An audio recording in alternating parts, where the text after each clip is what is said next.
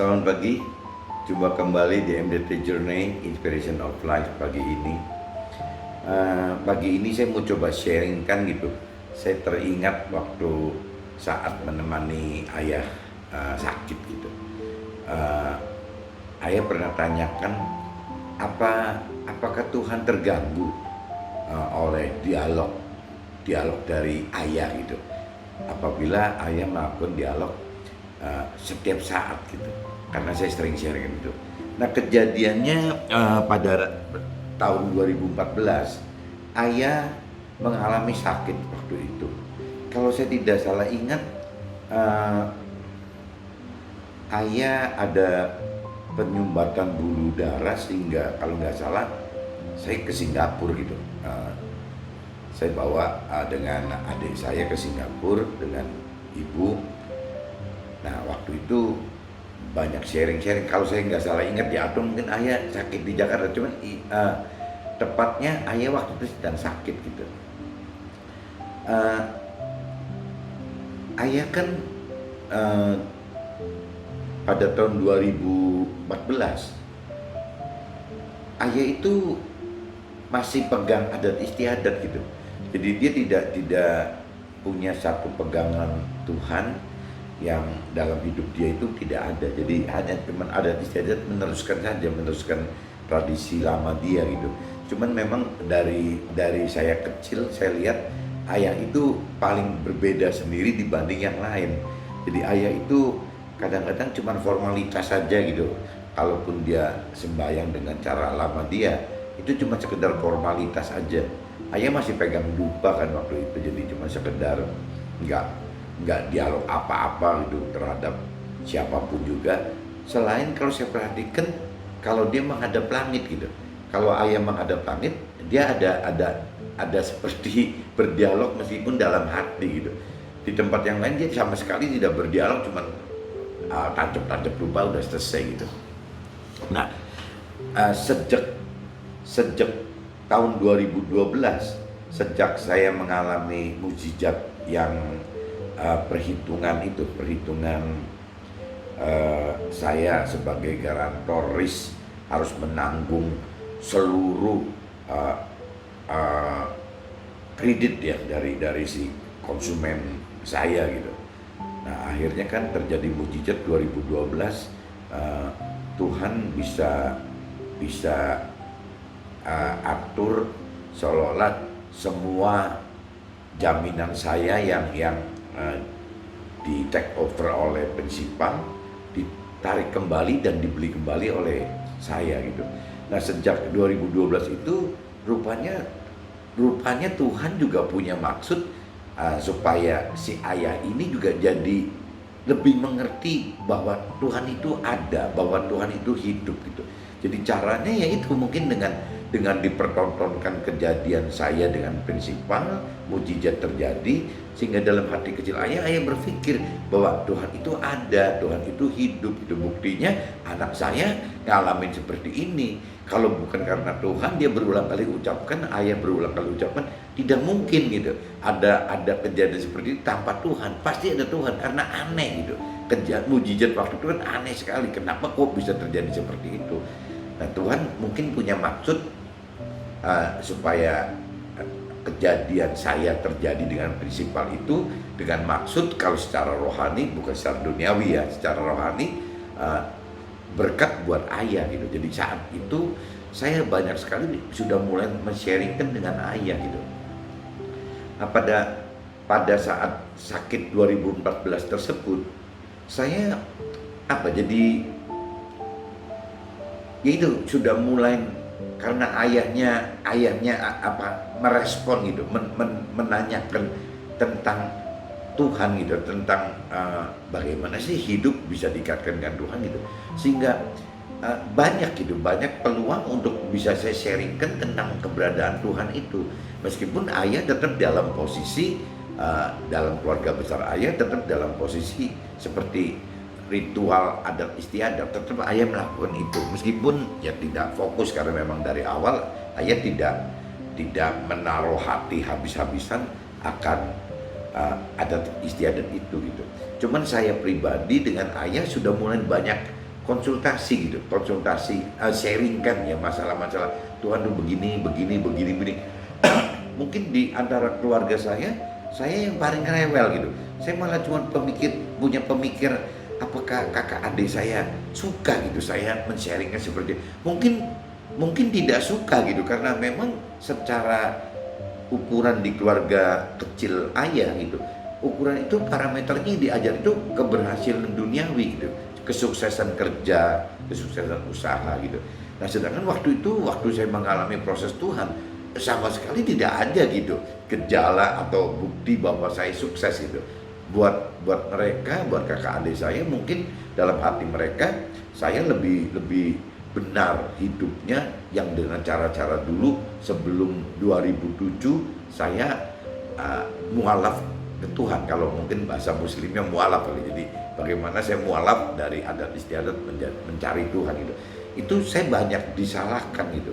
Mungkin dari mulut tidak keluar gitu ya pernyataan dari saudara seperti itu, dari keluarga seperti itu, tapi dari respon, dari tanggapan, dari tatapan mukanya kan kelihatan gitu. Ini kok jadi saya berubah gitu ya, memang jadi berubah gitu. Buat saya pun ngerasa bahwa saya itu aneh gitu. Kenapa bisa begini? Sebelum 2000, tahun 2000 saya kerja 20 tahun normal kok cara-cara orang dunia pada umumnya dan sukses gitu. Jadi saya ikut Tuhan itu ya itu cuman karena ada sekali kejadian urusan tahun 2009 waktu Krismon. Saya nggak tahu kok bisa tergerak ikut Tuhan. Padahal waktu itu kalau saya selesaikan dengan cara rasio masih sangat mungkin gitu. Jadi misalnya ayah bantu atau keluarga saya bantu menyelesaikan masalah saya waktu Krismon bisa, tapi saya tidak sama sekali tergerak tuh. Jadi saya biarin aja, saya pengen buktikan apa Tuhan benar ada. Nah, sampai hari ini saya makin lihat ya memang Tuhan ada dan Tuhan itu hidup gitu. Sehingga saya bisa sharingkan ke keluarga saya, khususnya ke ayah dan ibu, tapi terutama si ayah karena waktu itu ayah sering sakit gitu. Kalau ibu kan sehat gitu, ayah ada sakitnya, jadi saya kalau lagi nemenin ayah saya cerita, kalau berdua saya ngobrolin gitu.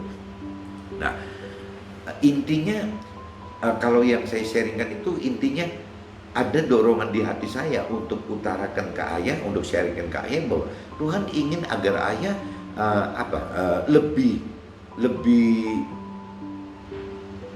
berperhatian gitu ya, lebih perhatian akan firman Tuhan. Ada firman yang saya dapat gitu, yang saya sampaikan ke ayah bahwa Tuhan pengen seperti ini loh ya, kayaknya Tuhan pengen ayah lebih perhatikan deh urusan Tuhan gitu, urusan firman Tuhan gitu. Nanti Tuhan bantu ayah gitu, ada dorongan itu. Terus Tuhan juga ingin agar firman-Nya dekat dan jadi tersimpan di hati ayah. Tuhan pengen seperti itu. Mungkin Tuhan kan sayang banget sama ayah karena ayah kan orang baik gitu. Cuman karena situasi kondisi aja yang tidak mengizinkan ayah untuk sempat kenal Tuhan lebih dalam gitu. Tapi Tuhan saya rasa tahu gitu karena ayah memang orang baik yang memang sangat dihargai sama keluarganya dan sangat dihargai oleh kerabat usahanya gitu. Memang diakuin ayah itu penolong gitu. Banyak sekali generasi yang lebih muda dari ayah ajarin gitu untuk sukses gitu. Dan banyak yang sukses anak didik ayah tuh. Sampai hari ini banyak gitu. Ada yang sudah malah jadi besar sekali, malah kadang-kadang membantu saya. Jadi yang ditolong ayah masih bantu saya gitu. Itu karena ayah, karena memang ayah baik sekali gitu. Jadi Tuhan pengen sekali firman-Nya dekat sama ayah dan juga ada di dalam hati ayah gitu. Firman-Nya waktu itu saya terima seperti itu.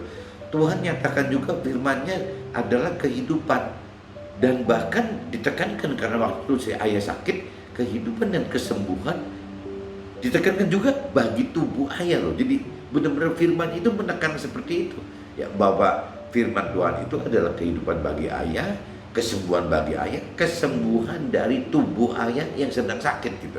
Jadi saya sharingkan hal-hal seperti itu, saya sharingkan gitu.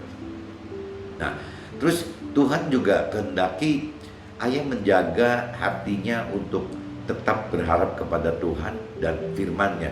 Jadi Tuhan terus-terusan saya dipakai untuk sharingkan ke ayah, seolah diingatkan bahwa udah jangan ngarepin yang lain. Intinya pokoknya ayah berharap ke Tuhan saja, ya berharapnya hanya kepada, nggak usah kepada yang lain gitu, dan melalui firman-Nya. Itu kalau ayah nggak kenal firman kan nanti nggak. Cuman karena ayah waktu itu nggak sempat membaca firman, mengenal firman, akhirnya saya terus gitu, saya terus yang ngomongin. Makanya dari waktu sebelum 3 bulan sebelum meninggal, ayah jadi mau ikut Tuhan gitu, karena memang mungkin dari 2012 saya sering sharingkan gitu, terutama kalau ayah sedang sakit, giliran saya tunggu gitu, itu biasanya sharingkan. Saya pagi hari biasanya saya sharingkan. Pagi hari itu waktu itu kan rumah udah pisah, jadi saya selalu tiap pagi itu sengaja sempatkan ke ayah ya, untuk ngobrol. Meskipun kadang-kadang juga lucu waktu ngobrol sharing, tahu tuh ditinggal tidur gitu loh. Ya karena memang ayahnya sakit. Nanti udah kayak dicuekin. Betapa apa ya, kalau mungkin itu bukan ayah, mungkin kesel kali ya. Ini gimana sih orang mau maksudnya baik bener gitu mau sharing kan, kok ditinggal tidur? Ini ngerti gak sih? Nanya gitu, nanya. Tapi sembari kadang-kadang tidur gitu. Ya kadang-kadang kesel juga sih, cuman ya gimana, itu ayah dan memang itu apa, saat-saatnya memang Tuhan haruskan saya seperti itu ya, untuk mungkin melatih kesabaran atau apa, saya tidak ngerti gitu. Nah, sejak 2012 sampai datang 2015 meninggalnya si ayah, dalam kesempatan berdua itu saya selalu sharingkan tentang Tuhan dengan ayah, dan ayah banyak tanya tentang Tuhan gitu. Nah, salah satu pertanyaan yang saya tidak bisa lupa sampai hari ini gitu, ayah pernah nanya, apakah tidak terlalu merepotkan dan mengganggu Tuhan jika ayah setiap saat berdialog dengan Tuhan? Karena saya sering katakan, coba apa aja juga ayah obrolin aja sama Tuhan gitu, karena Tuhan kan selalu setiap saat ada di ayah gitu. Tapi ayah nanya gitu dengan lugunya gitu, apakah mungkin ayah beranggapan Tuhan seperti manusia kali ya, jadi seperti guru atau apa gitu. Jadi ayah nanyanya begitu, apakah dia terlalu mengganggu gitu, tidak terlalu merepotkan Tuhan? Ayah kan nggak enak gitu sama Tuhan kalau terus-terusan harus berdialog, cerita ini cerita itu. Ayah paling kalau yang berat sekali baru ngobrol, kalau enggak ya nggak usah dialog katanya. Sebenarnya salah gitu. Kenapa ayah begitu? Karena karakter ayah itu sebenarnya keras sekali gitu. Dia itu tough, yang jadi banyak jadi konsultan keluarga, konsultan kerabatnya ayah gitu. Jadi ayah itu advisor, banyak sekali malah begitu gitu, dan sangat beretika. Jadi sehingga ayah selalu hargain orang lain. Mungkin dia juga begitu, hargain terhadap Tuhannya dengan cara seperti itu, tidak berani berdialog setiap saat gitu. Saya jawab, Tuhan itu bukan manusia, jadi jangan bayangkan Tuhan itu seperti manusia. Tuhan itu bukan manusia, Tuhan itu maha hadir, satu-satunya di alam jagat raya ini yang maha hadir, ya cuma Tuhan gitu. Yang lain nggak ada yang bisa. Iblis pun tidak maha hadir, manusia juga tidak maha hadir. Tapi khusus buat Tuhan itu maha hadir dan ada di setiap kita. Ya, kita ini seperti rumahnya Tuhan. Kita ini adalah ada roh Tuhan di dalam kita. Kita ini rumahnya Tuhan, kita ini baiknya Tuhan itu. Jadi setiap saat 24 jam Tuhan itu selalu ada di kita. Gak usah khawatir istilahnya nanti ganggu Tuhan, atau kalau pas lagi tidur, atau Tuhan itu gak pernah tidur kok. Setiap saat 24 jam dan ada di pinggir kita. Jadi dengan pengertian seperti itu, ya mungkin itu ujung-ujungnya waktu tahun 2015 ya ayah dapat berkat yang terbesar, yaitu berkat rohani, bukan berkat duniawi ya, berkat rohani berupa ayah terima Tuhan gitu. Ayah minta terima Tuhan. Ya syukur ya, dari apa yang saya tabur dari tahun 2012 gitu, dari mulai sebelum 2012 sih kadang-kadang saya dianggapnya aneh kali kalau saya sharing firman gitu, dianggapnya aneh. Tapi setelah mujizat itu 2012, ya mungkin ini jalannya Tuhan untuk ayah untuk bisa terima berkat Tuhan. Nah itu terjadi tahun 2015, 3 bulan sebelum ayah meninggal, ayah bisa terima itu. Jadi intinya saya coba sharingkan pagi ini, kita nggak usah terlalu khawatir berdialog dengan Tuhan, karena Tuhan 24 jam itu standby untuk kita pribadi masing-masing loh. Kenapa? Karena Tuhan maha hadir. Jadi silakan Anda coba tingkatkan dialog Anda dengan Tuhan dalam keseharian hidup kita.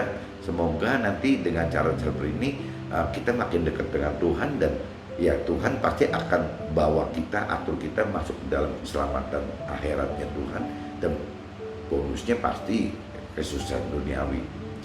Mungkin sharingnya seperti ini saja, mudah-mudahan. Dan bagi yang teman-teman atau keluarga yang lain yang mempunyai ayah ibu yang cukup berumur, coba sharingkan gitu, karena mereka nggak bisa, kecuali kalau nanti lama-lama dia bisa ada peluang untuk baca firman itu.